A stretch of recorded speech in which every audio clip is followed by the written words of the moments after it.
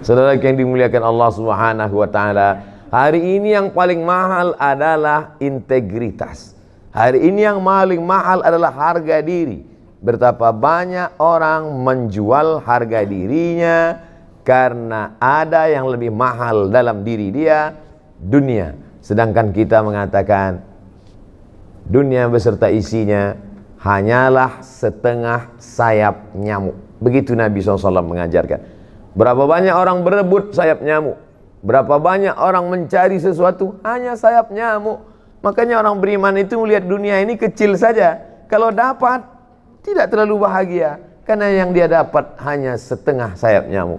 Dan kalau tidak dapat pun tidak terlampau sedih, karena yang hilang itu pun setengah sayap nyamuk. Tapi kadang kita bisa kan mengomongkannya saja. Ketika sampai kita alami, ternyata setengah sayap nyamuk itu sebesar setengah sayap Boeing bagi kita.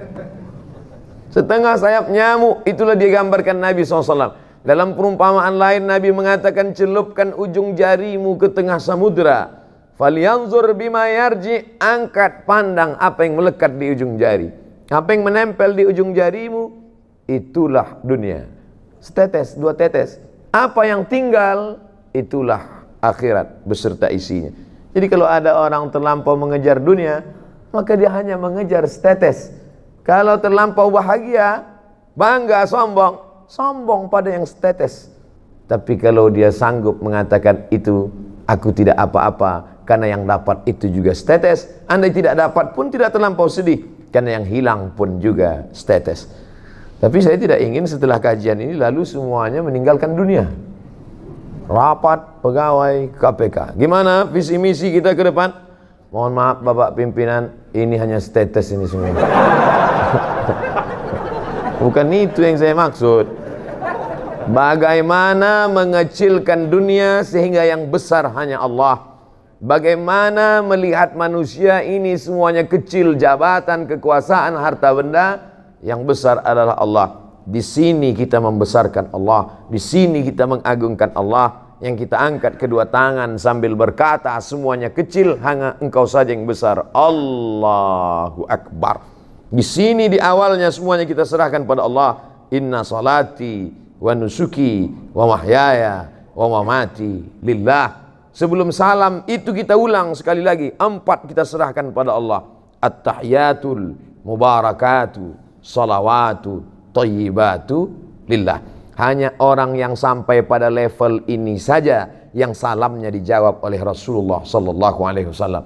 At-tahiyatul mubarakatu salawatu thayyibatu lillah. Setelah sanggup meninggalkan yang 4 ini, barulah kita diterima Rasulullah. Assalamu alayka ayyuhan nabiyyu wa rahmatullahi wa barakatuh. Jangan ucapkan salam pada Nabi sebelum kau sanggup mengesampingkan 4. At-tahiyatul, puja-puji, keagungan. Ustaz enak aja ngomong gitu. Ustaz kan nggak punya kemuliaan, nggak punya status sosial tinggi, nggak punya jabatan. Oke, kalau gitu ke diri pribadi, follower, viewer. At-tahiyatul mubarakatul, segala keberkahan. Salawatul, segala doa-doa. Thayyibatul, semua kebaikan, kemuliaan. Bukan punya kita, lillah, punya Allah Subhanahu wa ta'ala. Tapi bicara begitu kan menggerakkan lidah, apa susahnya? Actionnya bagaimana? Maka ada orang-orang yang menurut sebagian kita luar biasa, menurut sebagian kita apa yang dia lakukan ini luar biasa, tapi bagi dia di hadapan Allah itu hanya biasa-biasa saja. Kadang kita tidak bisa merasakan apa ceramah yang di belakang, kenapa beda sama yang di depan. Saudara yang dimuliakan Allah Subhanahu wa ta'ala, suara saya jelas sampai ke belakang? Jelas. Ada layar, Masya Allah. Ibu di belakang walaupun tidak melihat saya secara langsung, anggap aja kalian sedang menyaksikan youtube.com. Artinya apa? Hidup ini makan, pakai, tak lebih daripada itu. Punya rumah yang besar, pakai. Punya makanan yang enak, makan. Makan, pakai. Tak lebih, tak kurang dari itu. Ma'akalta, yang kau makan akan busuk. wa ma labista, yang kau pakai akan lapu. Kalau dulu orang mengatakan hidup ini cuma makan pakai, malah sekarang makan pun tidak. Berapa banyak saya acara di depan pejabat-pejabat, orang-orang hebat, tidak makan sama sekali. Saya malah heran, ini makanan enak-enak sekali, mereka tidak makan. Nggak dimakan Pak, kolesterol. Nggak dimakan Pak, diabetes. Nggak dimakan Pak, jantung koroner. Saya habisi semua. Makanan kok dicari pagi, petang, siang, malam, peras keringat, banting tulang, tidak dinikmati. Betul kata syair orang Arab. Berapa banyak orang mencari makan, tapi dia pun tak sempat untuk menikmatinya. Pakaian, sehebat-hebatnya pakaian, sekaya-kaya orang, setinggi-tingginya jabatan, pakaian paling tebal 3 lapis. Satu pakaian di dalam, singlet, underwear. Yang di luar ini. Yang nomor 3, aksesoris. Ini saya pakai supaya orang tahu saya ustadz. Kalau tidak, saya memang tidak pakai sorban. Saya kemana-mana biasa aja jalan. Cuman beberapa kali, kemarin waktu saya sedang duduk di pesawat, lewat itu yang bagi nasi. Apa kata dia? Mirip sekali dengan Ustadz Somad ya. Mati saya. Nah, makanya saya pakai sorban ini. Pakaian adalah status. Dengan pakaianlah kita bisa membedakan mana ulama, mana orang biasa. Makanya mufti-mufti kerajaan di zaman dulu jubahnya dibuat 2 lapis. Satu jubah putih di dalam, yang kedua jubah hitam di luar. Sorbannya dipakai. Al-Azhar menunjukkan status. Di luar ada sorban putih, di dalam ada topi merah, lengkap dengan jambulnya. Kalau sudah dipakai itu menunjukkan dia hafal Al-Quran. Pakaian adalah status sosial, tapi manakala ketika kita menghadap Allah Subhanahu wa taala, semua pakaian yang menunjukkan status lepas. Belum pernah lama hidup banyak dirasa, jauh berjalan banyak dilihat. Belum pernah saya melihat orang mati Islam bersyahadat pakai pakaian yang dia pakai dulu. Sehebat apapun itu, semuanya akan tinggal. Belum menghadap Allah saja di dunia sudah lepas, apalagi ketika menghadap Allah Subhanahu wa taala. Mana pakaian yang akan kau bawa? Yatsma'ul mayyita thalathun, yang mengiringi mayat ada 3. Yang pertama, maluhu, hartanya. Mobil yang paling mahal ikut mengiring sampai ke pelataran parkir. Belum pernah saya hadir pemakaman ikut mobil-mobilnya masuk dalam. Ahluhu, keluarga, anak, cucu, menantu, kawan, sahabat, andai tolan, satu kantor, alumni, alma mater, menangis mereka satu angkatan hanya sampai pintu kubur. Istri yang tersayang, paling disayang, yang katanya buah hati belayan jiwa, itu pun hanya menangis di pintu kubur. Ramai-ramai orang menahannya. Ibu sabar bu. Tidak, saya mau tetap masuk ke dalam. Tetap mereka tahan, jangan bu. Padahal andai dilepas pun enggak juga dia mau masuk ke dalam. Cobalah. Saya beberapa kali itu saya perhatikan, begitu semangatnya mereka menahan. Jangan.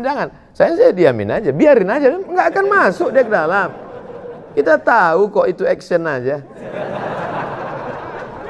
Mohon maaf ibu-ibu, saya bisa ngomong gitu karena ibu jauh di belakang. Artinya apa? Apa yang kita amalkan, kita bawa hari ini, itulah yang akan kita tunjukkan nanti di hadapan Allah Subhanahu wa ta'ala. Di tempat lain saya dikasih air minum, saya minum. Tapi di sini saya ingin balas bahwa saya punya integritas. Saya nanti akan datang lagi ke kantor bapak yang dulu bicara kepada saya, Ustadz Somad, pegawai KPK itu integritasnya luar biasa. Kami kasih dia air minum, dia katakan, saya bawa air dari kantor kami. Nanti saya akan katakan ke dia, Bapak, saya pun ceramah juga di masjid kantor mereka. Dan ketika mereka kasih air minum, saya katakan, saya bawa dari rumah. Saudara yang dimuliakan Allah Subhanahu wa ta'ala. Artinya apa? Setiap tetes ini akan kita diminta pertanggungjawaban di hadapan Allah Subhanahu wa ta'ala. Ini diberi dari mana? Ini uang negara. Tidak ada nama saya dalam anggaran ini. Setiap tetesnya. Jangan sampai hancur amal saya. Pahala ceramah-ceramah saya semuanya habis hanya karena 600 ml ini. Integritas harus kita jaga. Takbir. Masya Allah, pantang dipancing tuh. Ya'ti yaumal qiyamati, ada orang nanti pada hari kiamat dia akan mati menghadap Allah bisolatin, solatnya banyak. Solat qabliyah, solat ba'diyah, solat tahajud, solat witir, solat duha, solat isyraq, solat awabin, solat tasbih. Wa zakatin, zakat, wakaf, infak, sedekah, bangun masjid, pondok pesantren. Wa siyamin, puasa Senin Kamis, puasa Nabi Daud, puasa ayyamul bait, puasa 6 hari di bulan Syawal, puasanya banyak. Tapi ternyata amalnya itu tidak bisa menolong dia. Sebab apa? Mat'amuhu haram, karena memakan harta orang lain. Akala mala hadza, memakan harta si fulan. Wa safaka dama hadza, menumpahkan darah si fulan. Wa daraba hadza, memukul si fulan, menganiaya si fulan, menzalimi si fulan. Diambil salatnya diberikan pada orang yang dia aniaya. Diambil puasanya diberikan pada orang yang dulu dia zalimi. Diambil sedekahnya diberikan pada orang yang pernah dia sakiti. Faniyat hasanatuhu, habis amalnya. Tapi orang yang menuntut masih banyak. Lalu apa yang terjadi? Diambil dosa mereka, diambil dosa orang yang pernah dia zalimi, turihat ilahi, dicampakkan kepada dia, summa turiha finnar, lalu dia dicampakkan ke dalam api neraka. Kalau dosanya pada satu kelurahan, karena kebetulan dia kepala desa, paling banyak satu desa 5.000 orang. Tapi kalau dosanya zalim, memakan harta orang se-Indonesia, ini anggaran orang se-Indonesia. Kalau sampai saya minum tanpa ada kejelasan, ya kira nampaknya makan siang pun terancam siang.